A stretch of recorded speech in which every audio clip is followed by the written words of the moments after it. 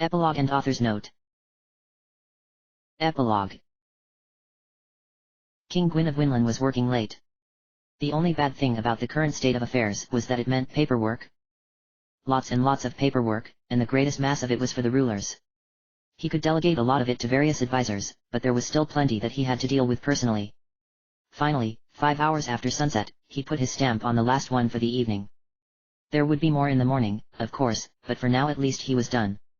His wife had already turned in. The king started to fly towards their chambers, then paused. Before he went to sleep, he would look in on his daughter one more time. No matter how many times he saw her, he had been unable to get used to her being back home, safe and sound, and the heroine of the civilized world. For some inexplicable reason, King Gwyn kept having the strange notion that one day she would be gone again, simply vanished off across the world once more. Nina had been acting strange, the king mused to himself as his old wings carried him down the hall. She had been bright and cheery when talking to people, but when she thought nobody was watching her, her face would turn melancholy, and she would stare out the nearest available window to the southwest. The only explanation Gwyn could think of was that she somehow felt guilty about the complete destruction of Skanda. It wasn't anything approaching her fault, of course, she hadn't told the idiots to resurrect Myria, and after all, how daft did you have to be to build your city on something like obelisk in the first place? But Gwyn supposed that young girls were like that. She'll get over it eventually, Gwyn told himself. She always does with things like this. She'll be a fine queen. Might have some trouble finding her a husband, though. Most noble lads tend to be a bit nervous about a wife who can kill them in armed combat with both hands tied behind her wings. Muttering to himself, the king approached Nina's door. He rapped on it once to see if she was awake, then gently pushed it open. His eyes widened. The room was empty, her bed was unoccupied, and the window was flying open, the wind blowing freely in. What? Behind him, the queen walked up, yawning. What is it, dear? Oh. She took in the situation at a glance. So she's gone, then? I was wondering when she would. Didn't actually say anything to her, of course, but I knew she'd do it. King Gwyn turned to his wife. You know where Nina is? What is she doing? Come on, dear. The queen took his arm. I'll explain it to you on the way to bed. You'll need your sleep. There's going to be even more paperwork soon. You might have to look into changing a very old law. King Gwyn gave in and followed her, shutting the door to Nina's room behind him. And yet in there, the wind still blew through the open window. In Drogen, to the southwest of Winland, the sun soon rose. In the largest house in town, newly repaired, a young light dragon named Ryu was preparing for the day ahead. It would be a tough one, but satisfying. They were going to put the roof back on the local general store. Slipping on his cape, he walked past his grandparents cooking breakfast, and opened the door to look at the sunrise. His breath caught in his chest. Standing before him, in front of his house, was a beautiful girl of the Wing clan his own age, with blonde hair and light pink wings. Nina. He whispered, barely believing his own eyes. Ryu. She answered. I'm glad I got here before you started working today. You're here. Ryu shook his head. Nina. Did you? Why? Back in Winland. After you left. I thought about it. Nina explained, approaching him firmly. All of it. About us. About what the others said. About what really mattered. I thought about you, Ryu. And what did you decide? Ryu asked gently, although he already knew the answer by her being here. I decided that. Oh, Ryu. Losing it, Nina ran forward and embraced him. Forget the rules. Screw the laws. To hell with what anybody else will think. I don't care about any of that. Not when compared to you. Ryu. I love you. Please. Stay with me. For now, and forever. As long as you wish. Ryu kissed her. They held it for several long moments before releasing and looking into each other's eyes. Ryu made a sort of wry smile. Well, so much for my staying away from Loden. What do you mean? Nina asked, smiling as well. Well, who else is going to marry us? He reasoned. Nina's eyes grew mischievous. Well, I hear there's a new cult in Prima. The Church of the King. We could try going to them, I suppose. Ryu frowned, a feeling of darkness had come over him at the mention of it, a feeling of strange, utter dread and inexplicable horror. The one where they all wear white leather pompadours and mirrored sunglasses? He asked incredulously. That's the one. Nina giggled. The light dragon made a rude noise. No, thanks. I'll take the I told you SOS from Lawton any day. There are some things that are just too horrible even to contemplate. Worse than Miria. Nina teased. He nodded gravely, then broke and laughed before kissing her again. Behind them, Ryu's grandparents smiled. Looks like we'll have another set of hands around here tomorrow. Esma guessed. Theo nodded. Yep. Although they'll both be gone for today. They'll be back to help out tomorrow, and until it's all done, though. They're good kids. We'll probably lose Ryu for at least half of each year, and more later on, though. Esma continued. He'll have to play the noble at court with her. I worry for Winland's court. He has to grow up and leave home one of these days. Theo reminded her. Already did, really. Gwyn won't be happy, though. No, but he'll agree to it in the end. Esma said with certainty. He's not stupid, just a bit silly. And he knows his daughter. That girl's strong-willed. A good match for Ryu. They'll do well together. Theo agreed. We'll get some interesting great-grandkids, that much is certain. Both of them smiled as they heard the rush of wings leaving the ground, and they turned back to their breakfast. Above the forest of despair. Above the thieves' paradise, Bleak. Above the undersea marketplace, Prima. Above the mountain town of Gant. Above the wasteland of Grammar. Even above the mobile ruins of Wiston. The sound of huge, beating wings was heard. Most people looked up in surprise and wonder, but some scant few looked up instead with smiles on their faces, muttering, "It's about time." Their neighbors gave them odd looks, but they simply continued watching and smiling in satisfaction at what they saw. They saw a great bird of the Wing clan and a mighty dragon known as Rudra, flying together side by side across one horizon to the next, from sunrise to sunset, from one edge of the world to the other. They flew as if they would never let stop, as if their wings would carry them forever, never tiring. Indeed, in a way. Perhaps they would. Author's note. Well, I'm glad that's all over with. Dee sighed with relief, watching the great bird and the Rudra wing overhead.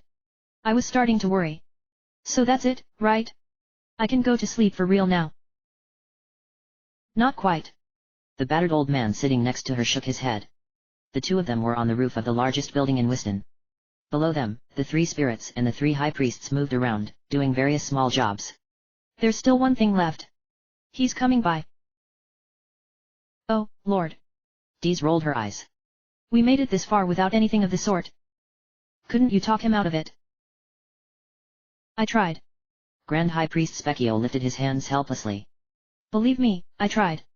But he refused to change his mind, or even compromise. You know how he gets about these things. Do I ever? Dees muttered something rude under her breath. I just hope he behaves better than he did with Samus and Chrono. From what Horzat and my namesake have told me, he was actually pretty decent for those. Specchio told her. Public appearances and all that, I guess. Even he knows how to act for these. Just as long as we keep him far, far away from the grape soda. The sorceress of Wiston sighed resignedly. Oh well, might as well get it over with. When is he getting here, anyways?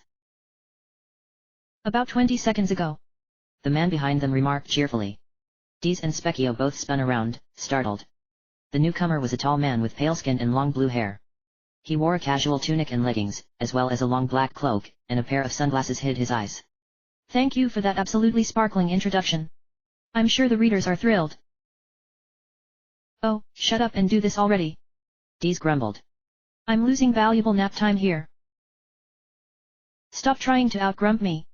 The strange man chuckled. It won't work. I probably should get to work, though.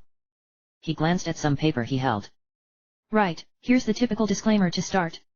Breath of Fire, all its characters, places, etc., are not my property and I, MAGUS 523, make no claims to them. However, all original material such as Uncle Specs here. He inclined his head towards Specchio, who coughed. as well as this novelization itself, are my intellectual property legally, so don't get any dumb ideas about trying to take them under your own name. I'm a lawyer's son, so I know what I'm talking about when I can guarantee pain in your future if you try. A lot of pain. He checked another paper, then grunted in annoyance. Might as well clear this up too. This does not qualify as friggin' self-insertion. It's the blasted author's note. I just hope nobody actually does get all indignant about this. My opinions of my own species are low enough as it is. You were saying something about not being grumpy. Dees remarked lightly. The blue-haired man growled something about snakes, then looked at another piece of paper. Yeah. Moving on, as per rules and regulations, some changes have been made between the original manuscript and what you're reading right now. Specifically, the epilogue and author's note are combined in one section, and character profiles I put at the end of each chapter have been removed. Plus, as many people have noticed, they remove my section breaks when I upload. He rolled his eyes. Believe me, people, I know. I have yet to figure out anything way to fix that. If and when I ever get my own website, those changes will not be implemented in the version of this that goes up there. In other words, it'll be better. While I'm at it, I'll officially state my hearty disapproval for current stifling and needless policies, the no-life even by internet standards toadies who spend their time sniffing through archives for the tiniest infraction they can report, and removing my goddamn scene breaks when I upload. That's all, just a statement of disapproval. As far as I know, they haven't made complaining about them illegal. Yet. They're not that dumb. Yet. We get the picture. Specchio tilted his hat to keep the sun out of his eyes. Enough, already. Why do I tolerate backtalk from my own creations? The strange man asked himself. Onward, right. Some thank yous are in order. First, Capcom. Despite their lackluster re-release of BoFII for the GBA, their atrocious re-release of BoFII for the same, and definite room for improvement in their Mega Man series, which I am also a big fan of, they did come up with this thing in the first place, so obviously any fans owe them hugely. He paused for a moment.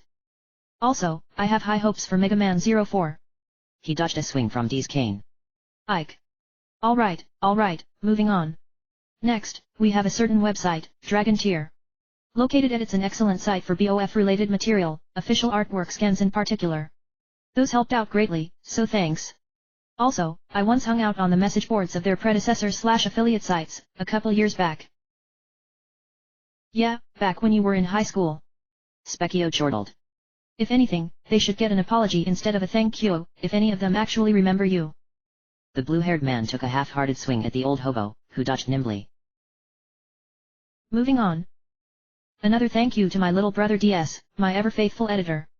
He tolerates my strange moods, spelling errors, and deadline demands. That's right, the writer yells at the editor about the deadline on this ship, so I owe him as always. Also as always, thanks to my writing mentor Eriko, whom I hope to catch up to in skill within the next few years, as well as my 3 friends for the longest time on the net who I'm still in regular contact with, Yamakaze, Mr. Chimpo, and Chibi Shala. Just for hanging with me for this long. He frowned at Dees, who had broken into a fit of coughing. What's your problem? What was that last name? She demanded hoarsely. The strange man raised an eyebrow. Oh, that. Yeah, Chibi Shala. It's a non-issue. Specchio snickered, and the other two both gave him glares that could set his hat on fire. Which they did. Cursing, he began beating it against his coat, and the blue-haired man continued. At any rate, to finish up this portion, thank yous go to all the regulars at Hazard Labs, which for you curious folks it's my main hangout these days, and the guys there keep me humble, although they're also doing wonders for my career prospects in a rubber room. Here's to you, if any of you ever read these. Not likely, I know. He glanced at another paper. Right then, next we're on to answering reader questions. Mostly from reviews. First, we've got some wondering about the name Dees from Red Chaos Mage. Why don't we let the lady herself answer that? Sure, make me do the work. Dees rolled her eyes.